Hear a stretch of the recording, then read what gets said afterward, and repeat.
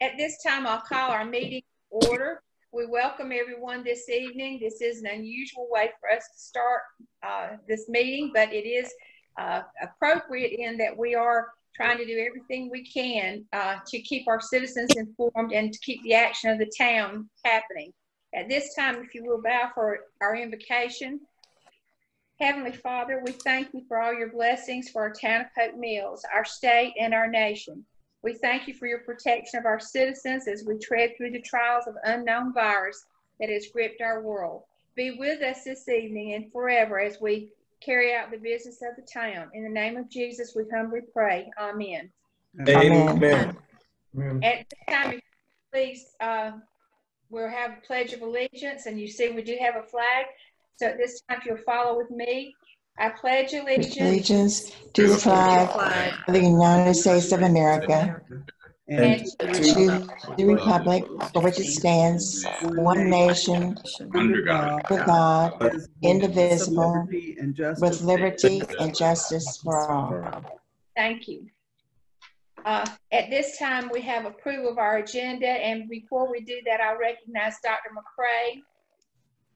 And Mayor, I'd like to make a motion to temporarily suspend a portion of the board policy rule number 3, which reads no member who is not physically present for a board of commissioners meeting may participate in the meetings by electronic means. And I would also like to add new business. Okay, we have a motion that reads that we're temporarily suspending a portion of the board policy rule number 3, which reads no member who is not physically present for a board meeting may participate in the meeting by electronic means. And we're also adding that we will add new business. One other thing that needs to be added would be that we would also have the means to vote electronically by roll call. Do I have any other additions to the agenda? Motion to approve. Have a motion to approve? Second. Have a second. Next thing on our agenda is public comments. Did we have any public comments, Ms. Starling? Yes, we have received one public comment from Holly Jo Sinsnich of 5533 Crenshaw Drive in Hope Mills. And her comment is, what is the possibility of getting a walk-through path to the old golf course that starts at the end of Crampton Drive in Gulfview Acres? This would greatly benefit the residences of Gulfview, Brightmoor, and Brightmoor Extension. Thank you. Thank you. That concludes public comments. Next is our consent. At this time, is there anyone that would like to move something from the consent agenda to new business? Madam Mayor? Yes, sir. We did approve new business, correct? Yes, sir. You just need to tell me what you want to add. I want to move item C, item H, item I, item J, and item K. Okay, this time we will have, and for those that would have your hard copy with you, we will be removing and moving from the consent agenda item number C, which is consideration of approval of special budget retreat meeting minutes from March the 6th. This is behind tab 3, if you could get that so it would be available.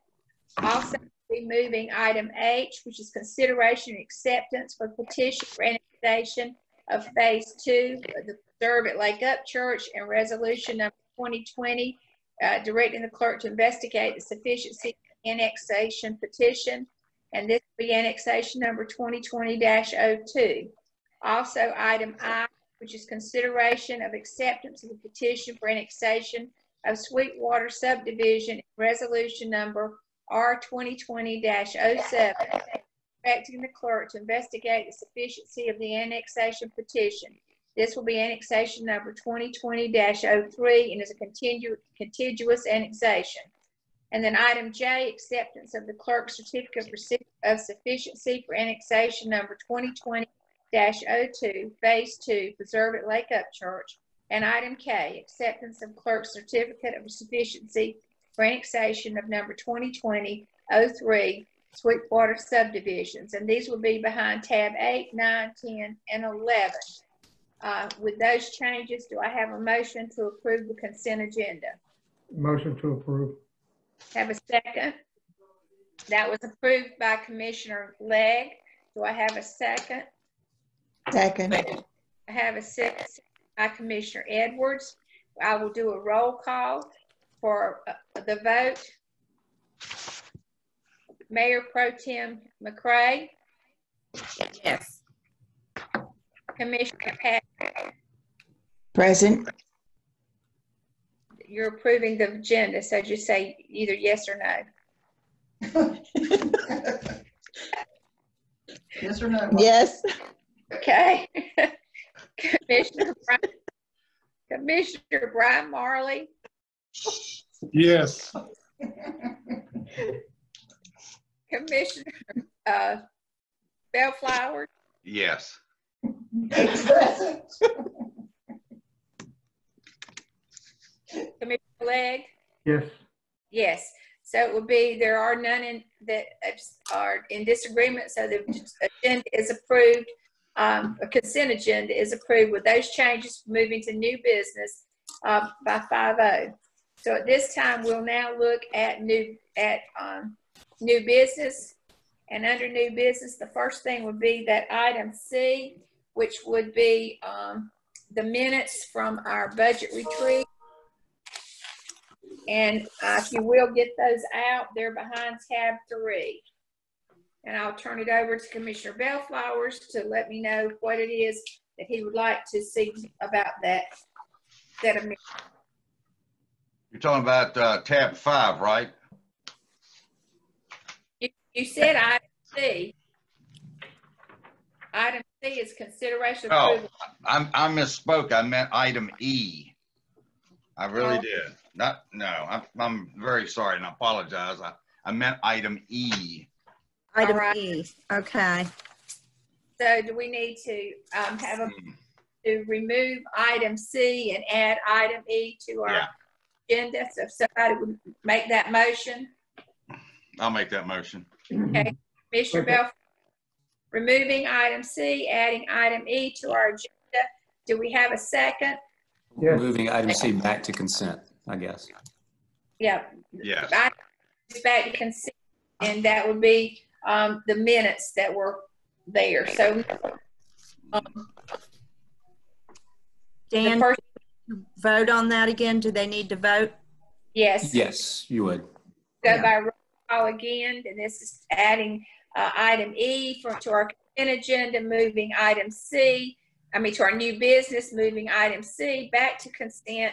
And at this point, we'll be approving the agenda, the consent agenda changes to the item E being moved to our new business. So I'll go with Dr. McCray. Yes. Commissioner Edwards. Commissioner Edwards. You're Hear muted. me? Yeah, there you go. Okay. Commissioner Edwards. Yes. Commissioner Bellflowers. Yes. And Commissioner Legg. Yes.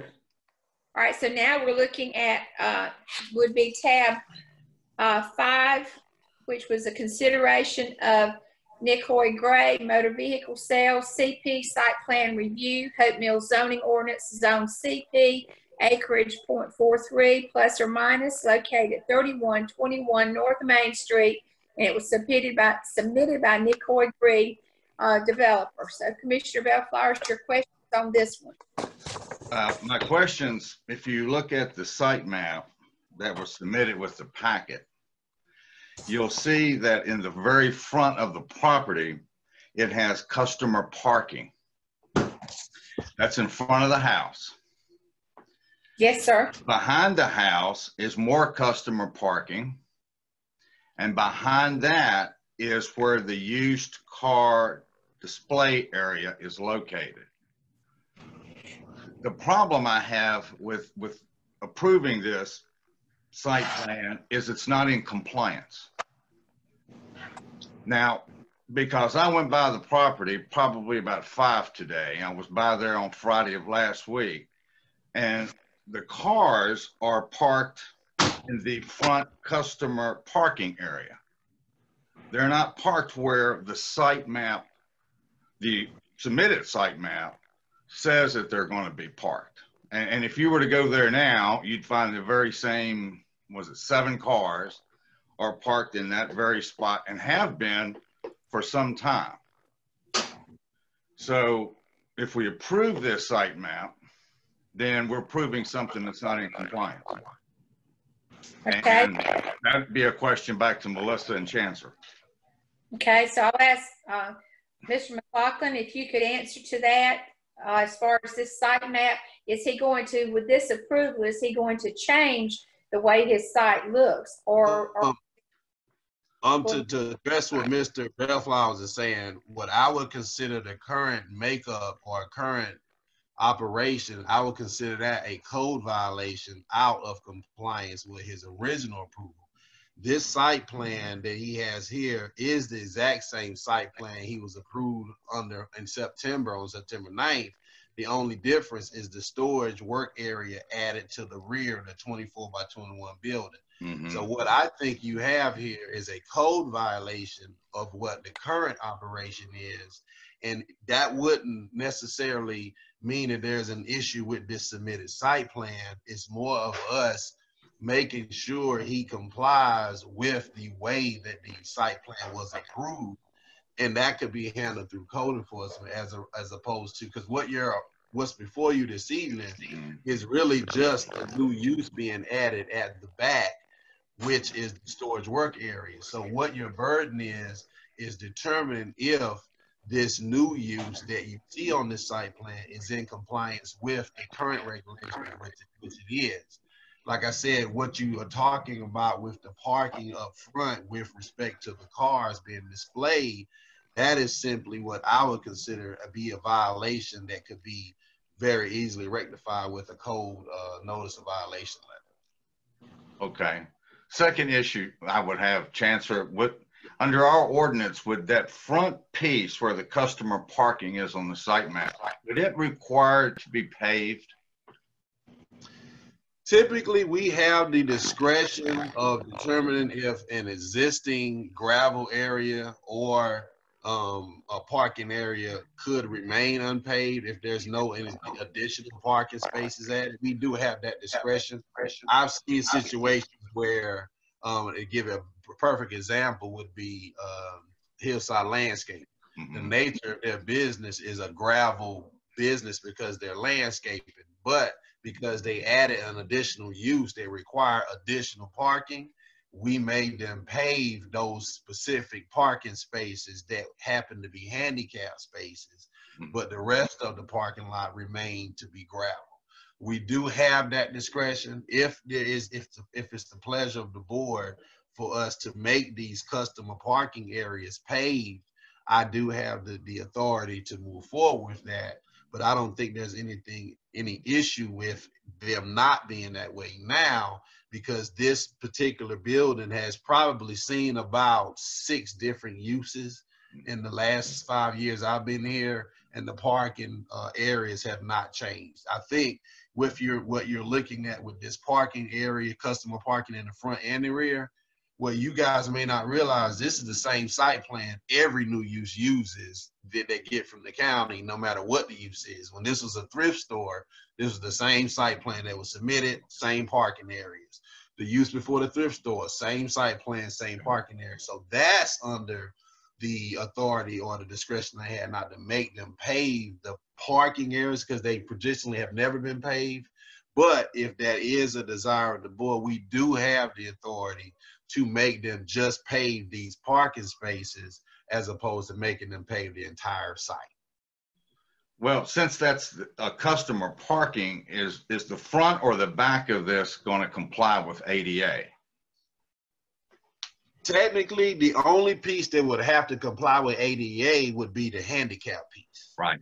So that's the site use, the space you see where, based on the size and use of this development, they're only required to have one handicap space. Right. That's similar to what we did with Ted Hill. He had new parking, but he was required to have 2 handicap spaces. So we made him pave the handicap and the rest became gravel. That's not necessarily the most beautiful aspect, thing to look at, but in the past, that's the way we've treated some of these situations. Okay. Thank you, Chancellor. I knew you had an explanation for it, but I just needed to just to ask these questions. Okay, thanks. Yeah. Thank you, Mayor and Board. Okay. Any other questions in reference to this one? Madam Mayor, Yes, sir. yeah. What's been our standard policy when it comes to approving what am I trying to say? When it comes to us approving something like this in the past, what has been our standard policy? Now, Commissioner Legg, are you asking as it relates to requiring parking to be paved? Yes, as Mr. Bellflower said, how about ADA? We don't want them out on gravel, do we? Now, and to answer your question, what with the practice that we've had, and I probably could cite about 3 different cases similar to this.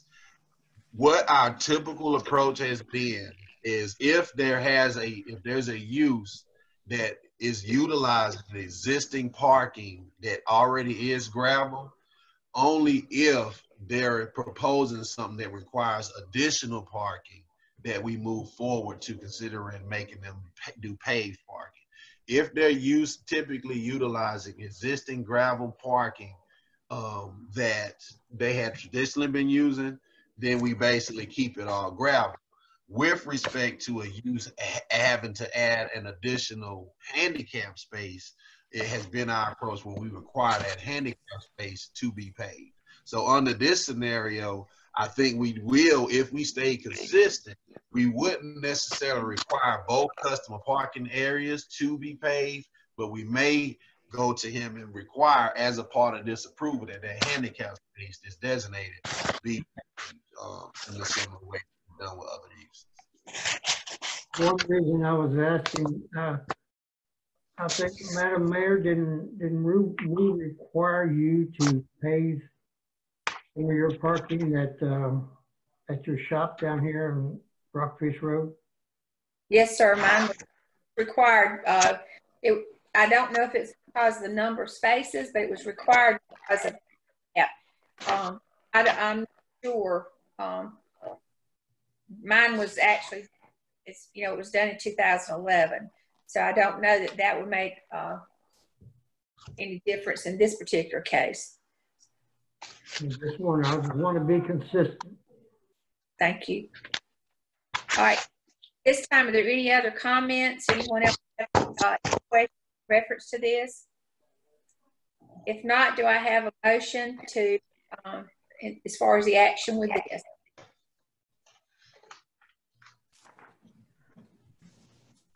Madam Mayor, I make a motion to approve case number 18020. Okay, and that's the site plan review. Do we have a second? Second. Have a motion and a second, and that motion is to approve the site plan case number 18-020, and this is in reference to the motor vehicle sales CP site plan review. Do a roll call vote at this time. I'll start with Dr. Sir? Can I Yes. ask one question before we take a vote? Sure. Along with the site plan, it has customer parking up front and the vehicle display area in the back. I've never seen a car lot with that approach. So right now, all the vehicles are in the front. How are we going to police that if they start displaying vehicles in front of the building instead of the rear of the property? If I could chime in to answer Commissioner Bellflower's question, that would simply be policed through code enforcement. I do think with the nature of this business being a car lot, it would be difficult for him to advertise those cars in the back, but that's the way it was approved. The vehicle display area was approved in the rear. And I'd agree with what Mr. Bellflowers has indicated, that that's not the way he's operating that business. So the way we could police that is first thing tomorrow morning, go through code enforcement, have them, and actually make it a part of the approval of this zoning approval that he's requesting tonight, that in order to get this approval, he has to bring that site into compliance. And what that means is those cars up front will have to be moved to the rear. Madam Mayor. Yes, sir. I would like to ask, before we take a vote, I would like to ask Dr. McCray if she would mind adding his comments to her motion, if she would mind. Yes, I would like to make a motion to approve 18020 and make sure that the site is brought into compliance. Perfect. Okay. Sorry. Thank you. We've had the motion. Okay, the motion has been amended in order to add that the site plan actually be through code enforcement. It would be recommended that they follow the site plan, whereas now they are not. Any other concerns or questions about that? All right, now with that change in the motion, do I still have the second? The person that seconded the motion a while ago, do you still second the new changes to the motion? Yes, ma'am. Okay, Commissioner Edwards, thank you. And at this time now, we'll do a roll call vote. I'll start with Dr. McCray. Yes. Commissioner Edwards. Yes. Commissioner Marley. Yes. Commissioner Bellflowers. Yes. And Commissioner Legg. Yes. That would be a 5-0, and we'll with the approval of case number 18-0-020. At this time now, if you'd look behind tab 8, and that would be the consideration acceptance of petition for annexation of phase 2, and that's a preserve at Lake Up Church. It's resolution number 2020-06. And it will be directing the clerk to investigate the sufficiency of the annexation petition. Be annexation number 2002, and it is a contiguous annexation. And so at this time, I'll ask Commissioner Bellflowers, if he will, to ask his questions. Thank you, Mayor. My questions relate to all four, well, it's the first two items, because the J and K follow H and I. The question I have about both of H and I is about zoning. If we, and this will probably go to Chancellor for explanation, but if my memory serves me correctly, that after we approve annexation, then we have to, that property has to be zoned in 60 days. Am I correct, Chancellor? Yes, Commissioner Bellflowers, and what you are unearthing is a very, very complex conversation that I've been having with Town Manager Melissa Adams, Director Ross Howard with the county, Cumberland County staff, Ed Burns, and staff at Betty Lynn. What the issue is, we have 3 annexations that are technically being affected by the COVID-19 suspension of public hearings. We just recently approved an annexation about a month ago for Caliber Collision. The reason why that annexation is not in the same category was because before everything went belly up with the pandemic, they got their site plan approval in. Yeah. But their initial zoning is still in limbo with the county. But because we approved their site plan approval, they technically have the authority, and we approved the annexation, they currently technically have the authority to come on and actually permit with us now, which is what they're doing. It makes the unzoning of it in 60 days a moot point because they would have already started commercial development. Okay. But with these 2 annexations, we typically do add these first 2 steps when we're trying to fast track an annexation, which is the director and the clerk and the self-sufficiency piece. So that's why we added these to consent. But we stopped short of setting the public hearing for these because we can't have a public hearing. Correct. We actually had Jane researching with the School of Government very tirelessly over the last 2 weeks to see if this Zoom meeting will suffice as a public hearing, and it will not. So what's going to happen is, and to be honest with you, Commissioner Bellflowers, as of today, I talked to the county, we do not have an answer for this, because what I'm going to tell you is what our concern is. It's not necessarily a concern of the initial zoning happening, but the developers, especially for phase 2 of Preserve Lake Upchurch, are ready to start their infrastructure and horizontal construction now. Gotcha. Which we don't have an issue with. That's not a zoning issue. Beth Brown is involved because the NC Dinner's involved at state level. They're talking to PWC. They're talking to our Public Works division. And as long as they're doing horizontal, we're fine. Mm-hmm. But if they get to the point where they're ready to go vertical, I do not have the authority to force them into the town because we wouldn't have annexed them yet. The county also does not have the authority to stop them from permitting the first 10 houses in the county. So under that scenario, if this developer gets to vertical construction and he starts to permit houses and then we get our hearings back, we have a snaggletooth situation where we don't have the ability to go back and retroactively annex in those 10 cases.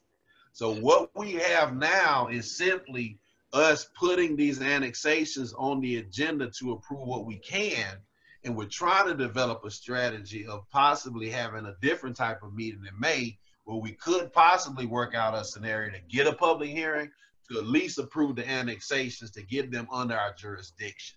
But that's the reason why we have them on the consent agenda. We had them on consent agenda.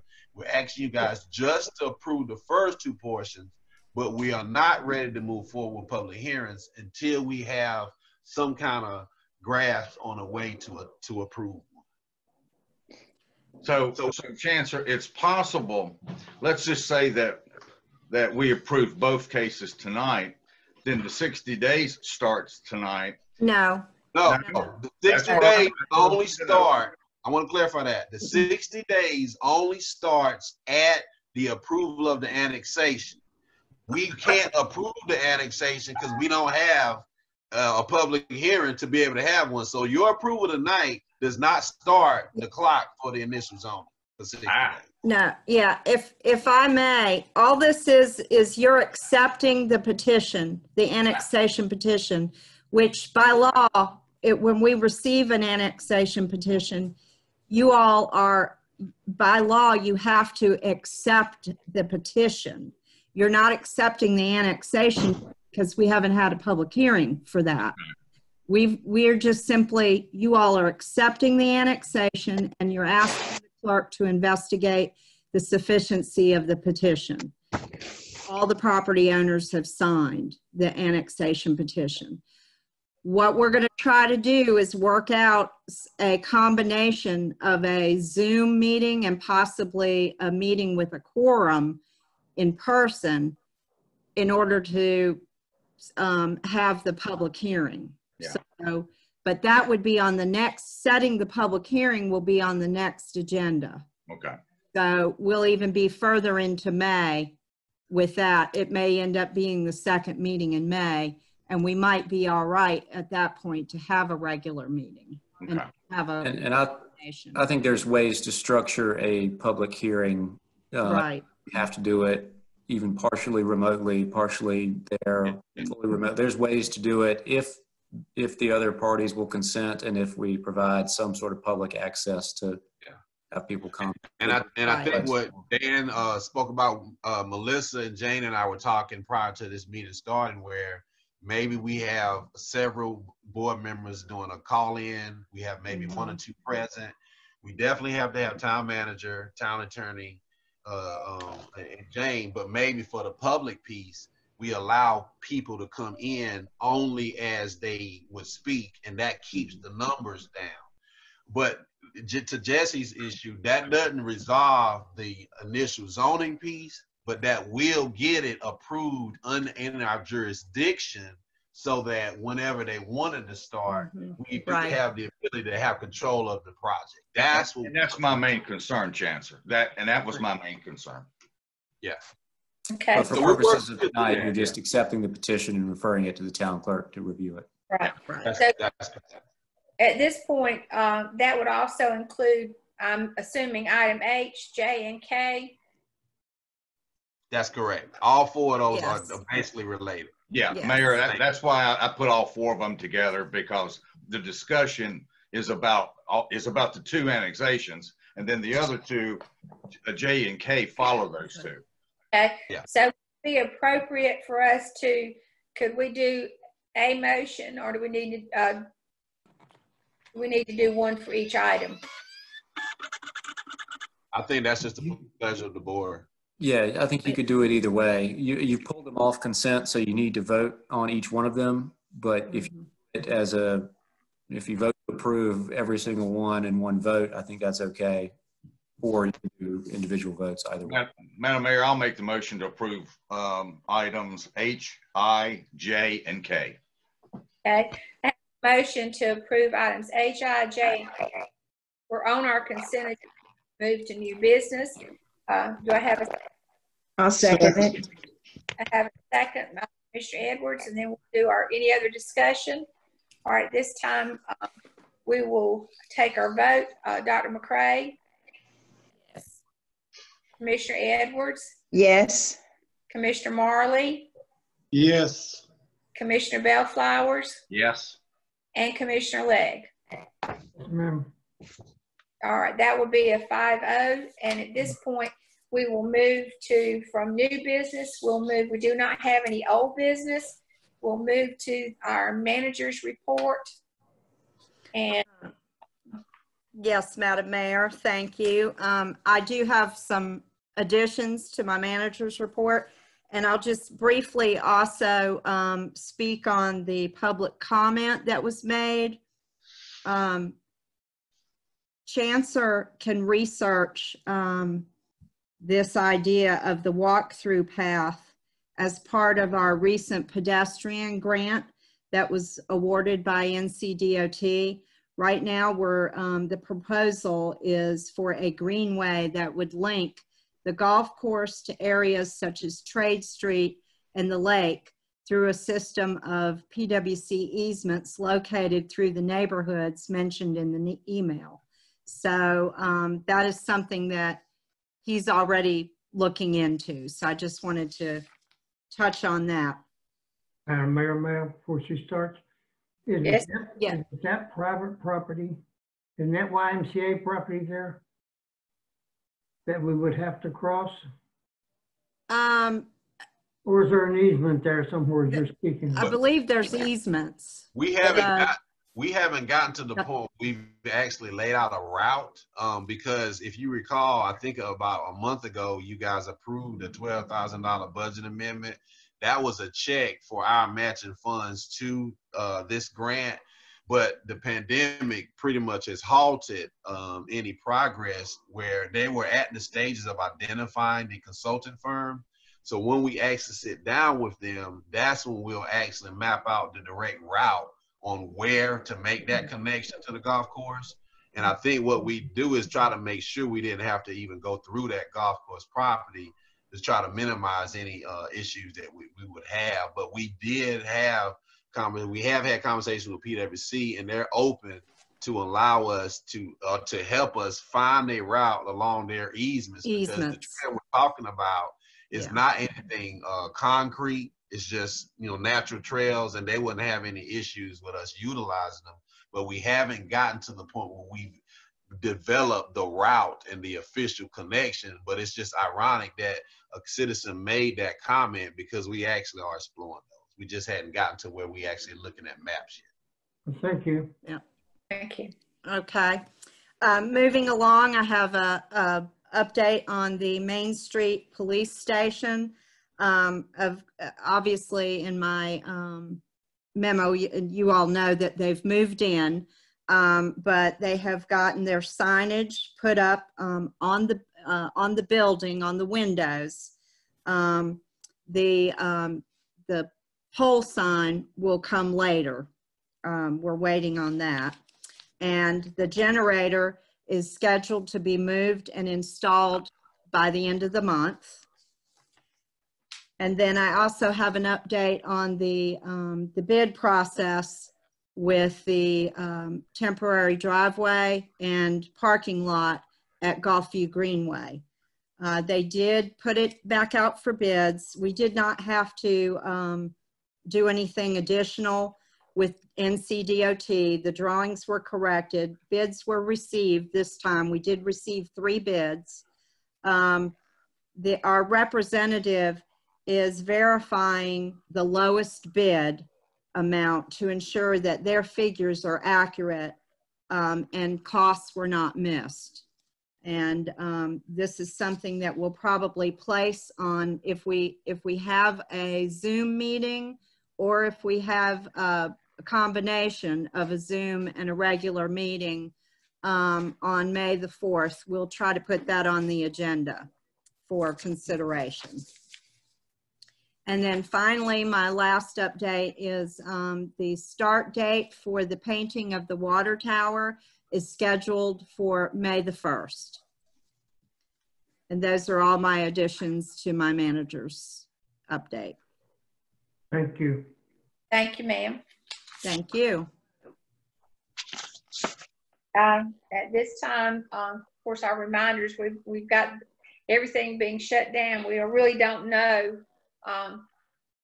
until something changes with our situation with the virus. I do want the public to know, and the staff too, to know that how much we appreciate everything that they've done during this time, and also the fact that I've been asked several times why we don't have a curfew, and I've explained to everyone that under the circumstances right now, we didn't deem it necessary, that we did not want the additional things that would have to go along with it to burden our staff, because we wanted our citizens to have the opportunity to be where they were supposed to be, and then our police taking charge as needed. This time we have staff comments. Ms. Starling, anything? No, ma'am. And I want to thank you also, because for getting this together for us and getting everything in line, and then also Ms. Adams also giving us an opportunity to have a practice session of what we were doing. Zog, you have anything? Nothing for me. Okay, and then we'll go to official comments. I'll start with Commissioner Legg. Do you have anything? No, ma'am. For a change, I'm quiet. All righty. All right, Commissioner Edwards, do you have anything? She's muted. Residents for everything that they have done. Every time I have been anywhere, and it hasn't been that much, but they've been complying with the mask and the gloves. And the ones that I have seen in groups and all really aren't from Hope Mills. They're from other areas. So I would like to thank all of Hope Mills people, and also the staff and the service areas and everything they've done. God bless all of them. Thank you. Commissioner Marley? No, ma'am, I don't have anything. I've enjoyed the meeting. And I want to thank you, because I don't think most people realize the hat that you're wearing in another county. But I know you're a first responder, and you're also heading up the emergency services, and I think that's very commendable for you and your family, that what you're doing at this time. Commissioner.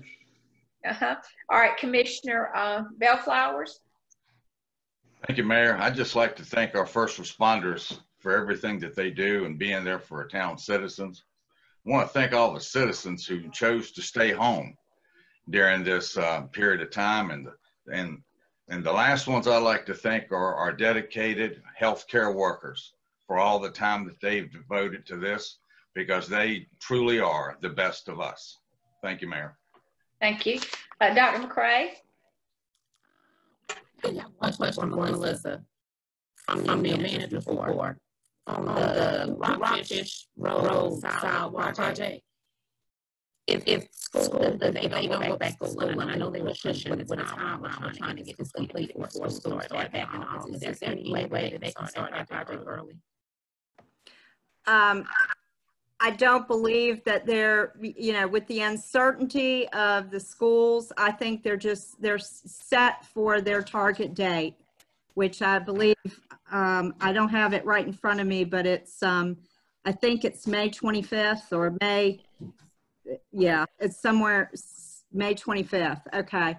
So I don't believe that they're prepared to start any earlier than that. They should have no problem getting finished though before school goes back in August.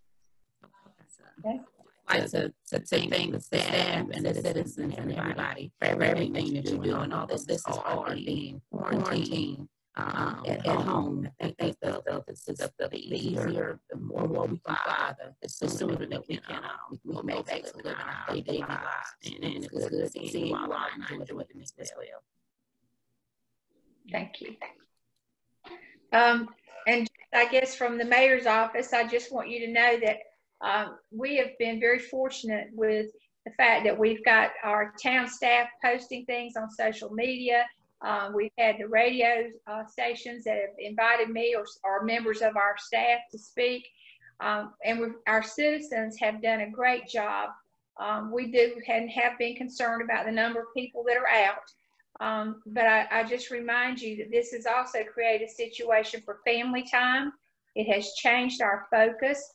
I can tell you that for me and my family, my calendar has been cleared. It's been, you know, Alex and I really have had an opportunity to get to know each other all over again because of being here together. But I think if there's something good that comes of this, it's truly showing how sincere our community is about taking care of each other. You see it every day. You see people checking on people. You see people making sure that everybody has what they need.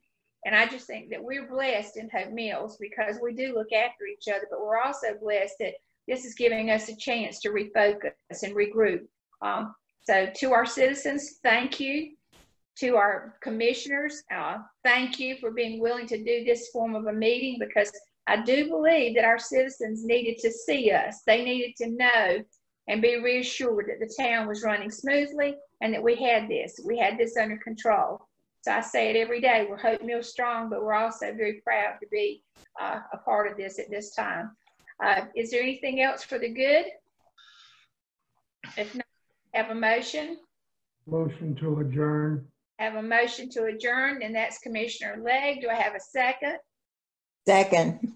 I have a Commissioner Edwards. All right, let's do our roll call. Mayor Pro Tem? Yes. Commissioner Edwards? Yes. Commissioner Marley? Yes, ma'am. Commissioner Bellflowers? Yes, stay safe, everybody. And Commissioner Legg? Yes, ma'am. And thank you all for being with us this evening, and we look forward to when we can have a meeting back at Town Hall. Thank you. All right. Good night.